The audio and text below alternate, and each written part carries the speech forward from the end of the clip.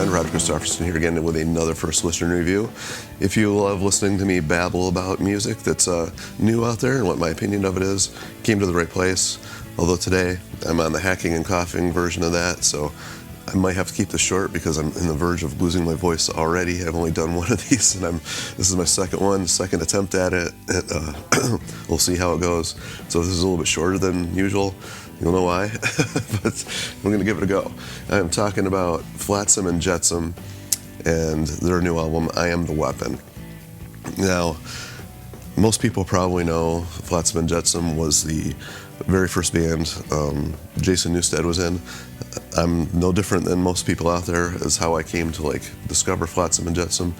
You know, when Metallica was looking for a new bass player after the death of Cliff Burton, they recruited Jason Newsted, and so everyone knew where he came from, and so they checked. What I did was, I went and I got Flotsam and Jetsam's first album and checked out what they had done, and that's kind of how I came to follow them. I'll be brutally honest, the first couple albums I was not a huge fan of. They're super fast, thrashy metal albums. First one, especially Doomsday for the Deceiver, super thrashy, but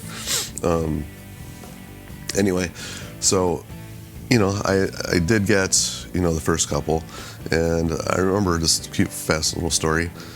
They back in the day when I think it was MCA Records, when they switched to MCA Records, used to do these little things called singles. I'm sure lots of places did it, but and I can't remember exactly how I got these. I think it was maybe in one of the magazines. You had to send in a coupon or something, and say you wanted it, something along those lines. I don't remember exactly, but I used to get all these singles, which would be like a promo of snippets of some of the songs on one side and then one song on the other side. Most of them were like that. The one I got for Flotsam and Jetsam was for the When the Storm Comes Down album, and so I remember getting that and listening to that. So just of course that's kind of when they changed styles a little bit. They went from more of the thrashy to more of still had the thrash elements, but they went more of the same thing like Metallica did, try to be a little bit more accessible. I know some people are gonna beat me up for saying that, but they did. They kind of went that road. And I continued to follow them for the next few albums, right up through Unnatural Selection was probably the last album I got. And I don't know exactly why, but for whatever reason, I haven't purchased a Flotsam and Jetsam album since then. I didn't even realize that I had stopped paying attention to them, which is weird for me because I'm one of these people that once I start following a band, I listen to a band, buy every single thing they have, good or bad. I just do that. I don't know what made me stop buying these things. I have no idea. And as I was listening to this and I saw how many albums they released in between, I was like, what in the world was I not doing here in the meantime? I really don't know, because cat out of the bag, this new album is awesome. It's heavy. It's got really memorable riffs. The style has completely changed from early days. They're I'm trying to find a way to explain this. So there's only two members that are, and only one's not even an original member. Eric A.K. is the original member, and even he dropped out for a few years to do some country stuff, came back to the band. I don't think they recorded anything without him, but he was out of the band for a year or two. And then we got Steve Conley on guitars, Michael Gilbert on guitars, who was there from early 80s. I can't remember exactly what year it was, but he wasn't there from the start, but he left for a while and then he's come back. And then we've got Billy Bodley on bass, Steve Conley on guitars, but we also have Ken Mary on drums, which, holy moly, come on, Ken Mary on drums, that was worth the price of admission right here alone.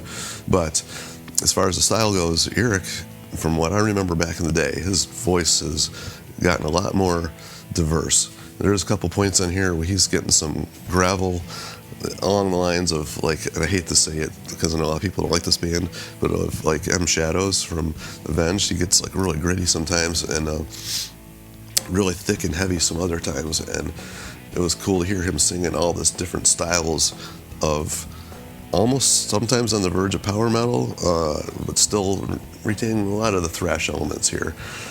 Like I said, I'm not going to go through every single song here because I can already fear I'm going to start having a coughing attack here again. Anyway, excuse me, but if you're one of these guys that's like me, maybe stopped following the band, and for whatever reason, I don't know, this album's worth picking up, even if you're not, if you're new to the scene, you don't want to know anything about this band. I don't know what happened before that. I don't know what styles they were playing on the first few albums. This is one of those albums that's going to make me go back and want to get those albums now. This has actually reinvigorated my, desire to go listen to Flotsam Jetsam. There's several albums here, it looks like. How many have they released in the meantime? I'm going to go back here and take a look. 1, 2, 3, 4, 5, 6, 7, 8 albums. Holy moly, I got a whole bunch of stuff I have to go get. This is number 16, I believe, but they brought it, they delivered, and I'm very happy with this one. Like I said, a lot of memorable riffs, great singing, great production, and this is one that's going to spend some time. I've already listened to it a couple times through here right in a row, and man, am I happy with it. So unfortunately, I don't have anything left for me to say on this one because I'm about ready to die here. But please leave I'm already losing my voice. Please leave your comments if you have anything you want to share with me, any albums you think I should go back to and check out first before, any of the other ones there. I love your guys' recommendations. I always listen. I've actually gone back and done some retro. I've done one retro review on something that one of you guys has commented on and recommended. I always go back and listen to stuff. It's kind of like my purpose of this is to get people talking about these bands again. I'm glad this one is getting me talking about these guys again because this is an awesome album. So anyway, like, share, subscribe, keep this music alive because I really would love to keep hearing some more from these guys. And before I die, next time, we'll see you.